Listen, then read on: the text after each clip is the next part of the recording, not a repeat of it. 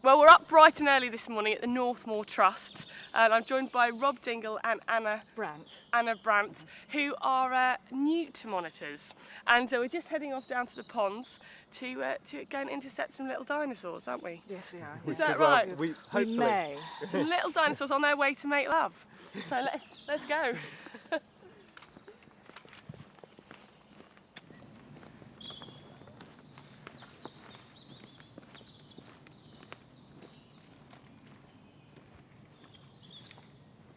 So they may even hibernate with snakes and other creatures. Ah. They have to get up very quickly before being eaten. Yeah. So Anne's telling us that the newts have been hibernating in this wood over the winter, and now they're coming down to the pond to mate. Is that right? They'll be coming along here and they'll be doing their little dance before they enter the pond. So they dance. Why do they dance?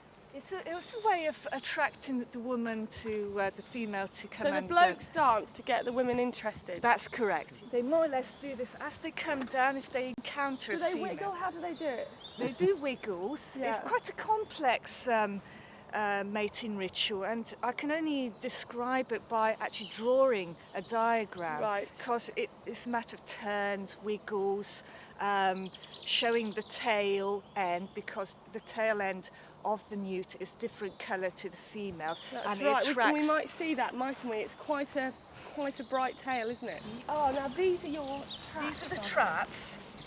So what happens, they'll be coming through here and just fall in. Right. And the traps are made comfortable for the newts so they don't desiccate or dry out. Because obviously they are amphibians. They live in the water and on the land, and they've got damp skin, haven't they? That's correct. So there's a bit of water in here to help them feel at home, and some grass to hide in if they want to. Any in there? There isn't any in here, not today. No newts in there, you're just feeling along with your hand. But there's 28 traps. Oh, there's 28 right round the edge of the pond, right. So better luck next time. There's none in here either. Okay. And why is that over the top? Is that to stop predators? We've had a feeling that we've had a heron come down, haven't we? Heron or a carrion crow or something. Yeah, if you're a crow and you just find a little newt in there, you're well away, aren't you? A bit of a free snack. So that's just to protect them from from actually going in and taking the newts. We definitely don't want the newts eaten by the crows. Right, how many done now? 3? 3, yeah. 3 and 25 to go. Haven't found a newt yet. This pond is a triple SI, isn't it? Yeah, this is part of the triple SI. Little Whitnam Nature Reserve is a triple SI and a CSAC. A site of special scientific interest. Yes, and a candidate special area of conservation, which is a European designation. And that means it will be protected, and it's because of the newts? Yes, predominantly because of the newts. That's why we've got our designation, yes. Because you've got quite a lot of newts here. Yeah, we've got an estimated 2,000 to 3,000 newts, and it's one of the largest populations in Britain. And indeed, Britain is one of the strongholds for the great crested newt in Europe. Yes, it is. Yes, in Europe they're kind of on a decline, but Britain, we're quite lucky. We've got quite a few, but they are also declining in Britain as well. They've kind of declined about 25 to 50% over the last 25 years, so they are declining. Well, that's awful. I mean, do we know why? Habitat. So they're very reliant on ponds, is where their breeding sites are, but also very important is the habitat around the pond. So the woodland, like you see around us, is ideal newt habitat, and these two as a combination is what you need, and that's what we're losing basically. It is quite rare, isn't it? Because you often on farmland you'll get nice ponds, but they'll be surrounded by agricultural land. Yes, it's important to have both. Without both you aren't going to have a good colony, or a good kind of breeding colony of newts basically. And we were saying at the beginning that the newts come out and they'll hibernate in the woods over the winter and sort of hide themselves in little nooks and crannies. And actually forage and eat. They're going out there to forage and eat as well. So deadwood's very important for that, I guess. That's it. Deadwood, bramble and things like that. So within our woodland round here, within about 250, 300 metres of these ponds, we have what we call non-intervention or minimal intervention woodland, where we actually go in and do hardly any management. So any trees that fall over, get blown down, they just stay where they are. So that creates lots of dead wood. So if you look into our woodland here, it may look a bit overgrown, a little bit messy, and that's what we want. Usually they hide in the grass, nothing in there. In there at the moment. No, nothing in there. Okay. Next. Still nothing. 20. Newt. No. Yes, Newt. Can I pick it up? Shall I give it to you? Yeah. They get very easily too There we hot, are. don't they? Yeah. Oh, there we go. Right, we've got a great crested newt here, and we can see that it's a male. First of all, we know it's a male because it's got a nice crest on the actual back, as you might see here. Right, it's just a flap of skin there on the back, Yeah. isn't it? And does he ever? There he looks there. It's like and that's a kind of serrated edge to that crest, isn't it? That's correct, yes. He looks a bit like a little dragon with that crest when it's up. And when he's in the water, that'll sort of stand upright, won't it? And it's the tail that the females are mainly interested in, isn't it? Yes, yes. So they're looking at this. What do they like about the tail? What are they trying to show off? Well, it's the colour. Right. It's the colour, the white colour. So it's kind of pretty. And the whiter it is, I think, the more attractive it is. Oh right, okay, because there's a sort of white sort of stripe down the centre, Yes, isn't there? yes. Okay, and that's what. Now they look pretty. They're pretty dull coloured in general from the top, but underneath they've got a bit of a secret, haven't they? There we are. Look at that! I mean, that's fantastic, isn't it? Now that black and yellow, what's that about? It's just a warning sign more than anything else. Newts have this toxic in them, so Right. that if a predator wants to eat them, it can secrete this toxic. Right, so there's something inside the newt that actually is poisonous. Yes, And yes. this is saying to the predator, hey, leave me alone, don't eat me, I'm poisonous. And often in the animal kingdom we see that particular set of colours, don't we? The black, Yes, and, the yellow, black and yellow. to say that. Sorry, I know I shouldn't be touching it actually, because only people with licences are allowed That's to handle correct, them, aren't yes. they? I was just trying to show our audience that fantastic Yeah. colouring there, but I'm going to let you handle him. There we go. You're going to measure him, aren't you? Well, what we do next is weigh them. Yeah.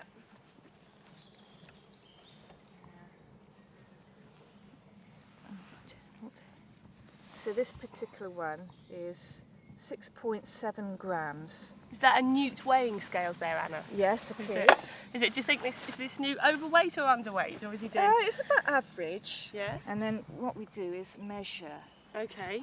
Can I help you with that, or? Right, first of all, what we Yeah. do is measure from the tip of his head There he is. to the part which is called cloaca, which is right at the back here, which is the opening. And I think it's about average, Is it? So it was Yeah. 6.9, was it? Yes, Where please. shall I write it? Here. just there, yeah. 6.9. Okay.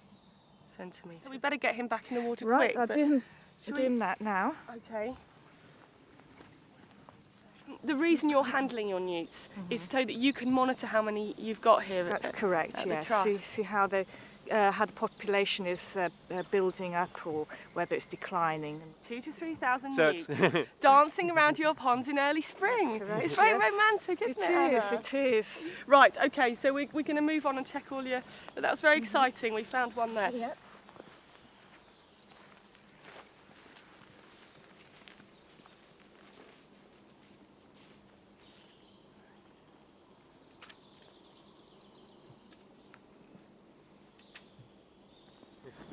Rob was just telling me this story about how you had to get lots and lots of fish out of the lake, didn't you, to protect the newts? yeah, we have to. And what did you find?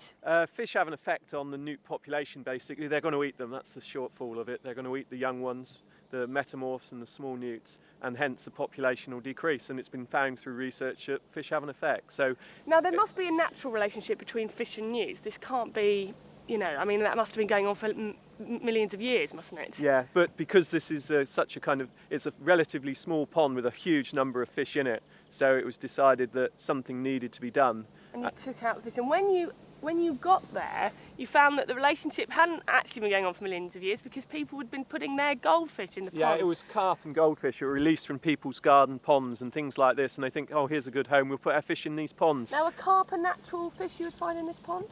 You could find them, yeah. Because a fish would normally get into a pond like this one of a few natural ways, wouldn't it? It'd be a river that flooded and they could move across the woodland, which doesn't happen so much now in Britain because we've controlled our rivers so much. Yeah, we've got no river. They're coming on the feet of ducks and things like this and herons, so eggs will come in. So we're going to get a few fish all the time. The other natural way is the eggs of fish get stuck to the feet of birds and they'll fly in, which is incredible, isn't it? I mean, that always amazes me. But there's this other way, which is humans actually releasing their pet goldfish. And they've also put plants in here that are non-native as well. And so these are kind of things that people shouldn't do, really, bringing things into the wild and just putting them into places. That's how you get exotics moving into various kind of locations that shouldn't be there. But if you're at home and you've got a goldfish and you sort of want to get rid of it, you might think, oh, this is, you know, goldfish paradise, so I'm going to let my goldfish go. And that's not such a great idea, is it? No, basically any release of kind of any such animal into the wild isn't good. It's not going to be good for the native population. So you've got to think about the animals that are already living there that are trying to struggle and survive. Yes. Yeah.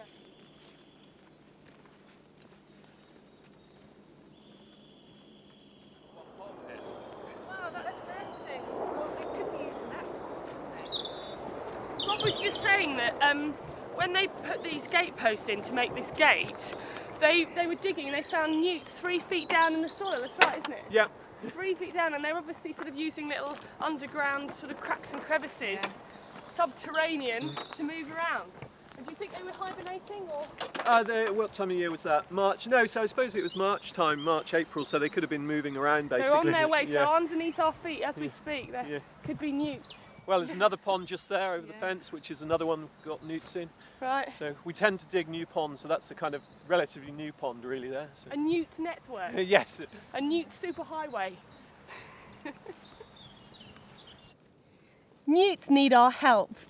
They love bits of old dead wood like this, and they're pretty fussy about the kind of ponds they live in. They like them to be pristine and clean.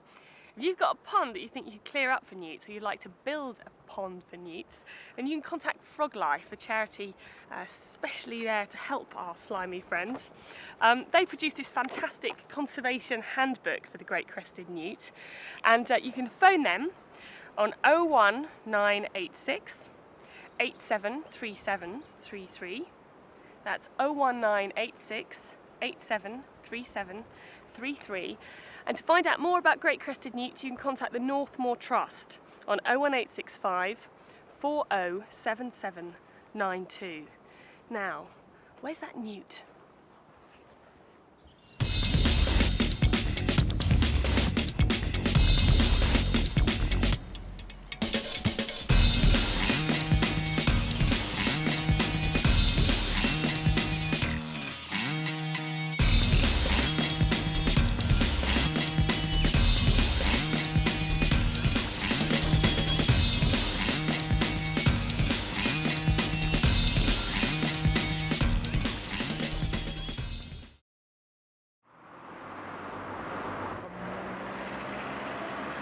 Love them or hate them, pigeons are one of the few animals that have learned to really flourish alongside human beings. They like to eat the same things we do. They eat grains and corns, and to nest on the artificial cliffs we create in our buildings. I met some of these controversial characters in the Plaza de Catalunya in Barcelona. Damaged long ago by the charge of a commuter train, this sophisticated city dweller draws his disfigured limb beneath him and takes his place among the million other white-collar workers, smooths his grey pelage and sets to the process of discounting the daily economics of a race that's never won. Above the city, from the windows of high offices, with an instinct for a deal, he assesses the field. The only risk, rat poison. The only cost, pollution. The rest is profit. The discarded waste of London.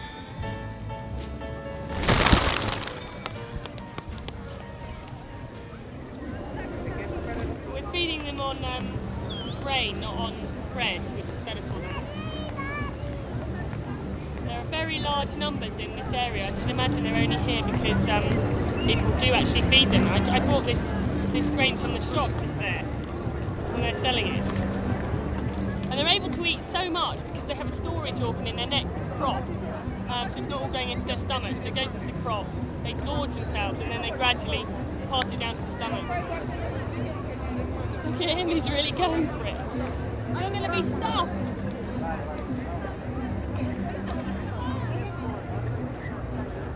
I think that's it, mate. Look, he's really, really competitive with the others. Some of them are in really good condition, others aren't. And they vary so much in colour.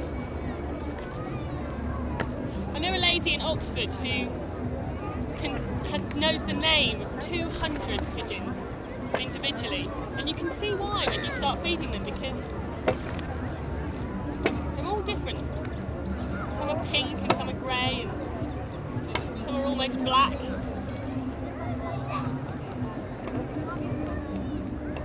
People refer to them as flying rats. And I just think live and let live, really. I think they're beautiful. And I think they really bring colour and life to our cities. Oh, here's our friend back. See, it doesn't take long to start getting to know them. How are you? Oh look, he's fighting off, he's biting the other one.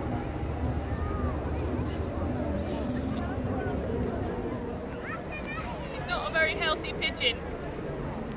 Don't give it to me, whatever you've got. Sneezing, aren't you? Go and have some water, go on. Here you go. Okay, so that's the courtship display of the pigeon, the common pigeon, Columbia Libya, over there, and he's courting the one which we were just feeding, who's quite ill. Left him alone now, but they tuck their tail down and they puff out their chest and they sort of bow up and down, sort of calling repeatedly. See if we can see another one. So that, here he is, he's coming over here, right here. This is a male, he's courting. See, he's bowing, he's got all his chest all fluffed up to try and look sort of masculine and sexy. And he's sort of bowing up and down, cooing. I fancy him. Sort of dance around the females, trying to get their attention. Can you see it? Over there, he's chasing her. You see the two of them? There. Oh, look, they're mating. Look, she fancied him as well because now they're mating. Pigeons, the reason pigeons live in cities is because they originated from a species which lived on rock, on cliff faces, on rocks. And so they can now nest on the edges of buildings, which is why they do so well in cities. And they're quite confident birds, they're quite happy to be around people, obviously. So they've sort of adapted quite well to living in our cities with us. I always think their outfit looks a bit like a sort of, you know, like a grey collar worker or something, like they're sort of going to work. And I've actually in London seen pigeons getting on the tube, going along a few stops and getting off again, like they know where they're going. Which is quite funny. They're really at it. All this bright weather's bringing it out in them. It's the right time of year as well. We're in March. Good time for breeding. Although they have been known to breed all year round, pigeons. Probably why there's so many of them.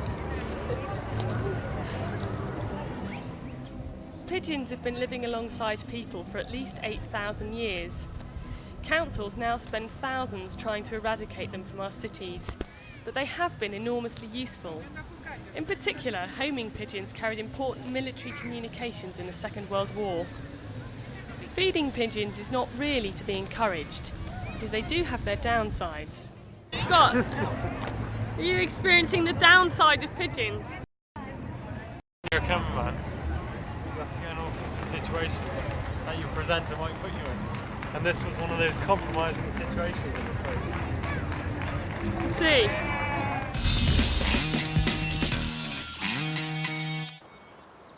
Oxfordshire is the most rural county in the southeast. The Oxfordshire Nature Conservation Forum represents the diverse rural groups in the Oxfordshire countryside.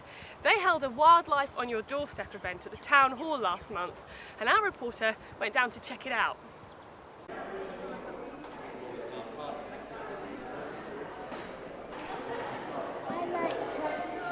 great thing to try and get it not too strong.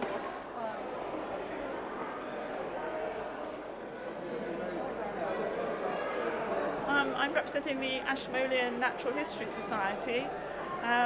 We organise lectures in term time about natural history of Oxfordshire and around Oxford. There is several lectures a term on Tuesday evenings in the Natural History Museum.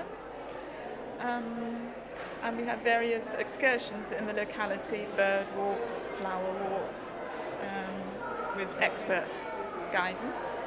And associated with the Ashmolean Natural History Society is the Rare Plants Group. I've got a poster about this here. And the Rare Plants Group has been set up to protect very rare species of wildflowers that grow in Oxfordshire. These include things like the Chiltern gentian, birthwort, man orchid, hairy woundwort, and there's a very dedicated little group of people who are involved with protecting these plants, either by making the local habitat more suitable for them to grow without too much competition from weeds, that sort of thing, or by actually monitoring these species and seeing how well they're growing in their local environment. I know, wow, they're that big. Why? That's as big as I am, look. Why?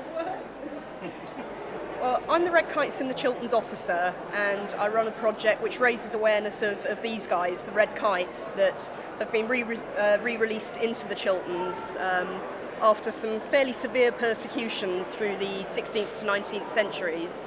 Only 12 years ago they were extinct in England and Scotland, with just a few pairs left in Wales. We've now brought some back over from Spain in the early 90s. They're doing incredibly well. We've got over 100 breeding pairs now. And so this project is really about raising awareness, celebrating the success of the Red Kites, and really getting people interested in the Chilterns area of outstanding natural beauty, which is where we're finding the kites flying in large numbers now. The leather jackets that the blackbirdies and bring them home to the chicks. See? They want food. So will you be able to do that? Can you see any more? There should be lots in there. You've still got 4. I put 4. Yeah, that's right, you've got 4. So you need to find another 6 if you can. The Berks, Bucks and Oxon Wildlife Trust has a community and education team of which I'm a part, and we're here at Oxford Town Hall today to tell people about the sort of work that we do. We're involved with local communities and individuals who want to improve their local green space, whether they're creating a village pond or managing sort of a local meadow or millennium green, whatever, and we can actually provide expert advice and help people get these sort of projects off the ground. We're also involved in school grounds. We work a lot with children and teachers in making their school areas good for wildlife, so that the children can actually work in the school grounds and learn to appreciate the wildlife that come in. And also the Living Churchyards and Cemeteries project. We do a lot of work with local conservation groups managing churchyards. So sort of any local amenity green space really we can get involved in.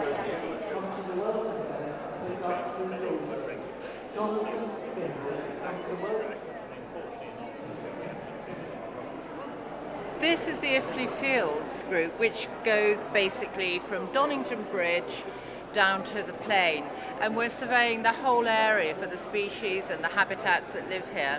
And as a lot of it is an urban area, what we're trying to do is to encourage people to bring wildlife into their gardens. So we've been had a huge amount of help from Bebout, and we've basically got plant lists from them, and so we've got our Gardening for Wildlife, which is going free to all the houses in the area, which gives them information on homes for different types of wildlife, bats, birds, mammals, and then also what to feed them at different times of the year, together with plant lists of what to grow to attract butterflies or moths, birds. So hopefully it's going to encourage a lot of people to be more interested in wildlife gardening.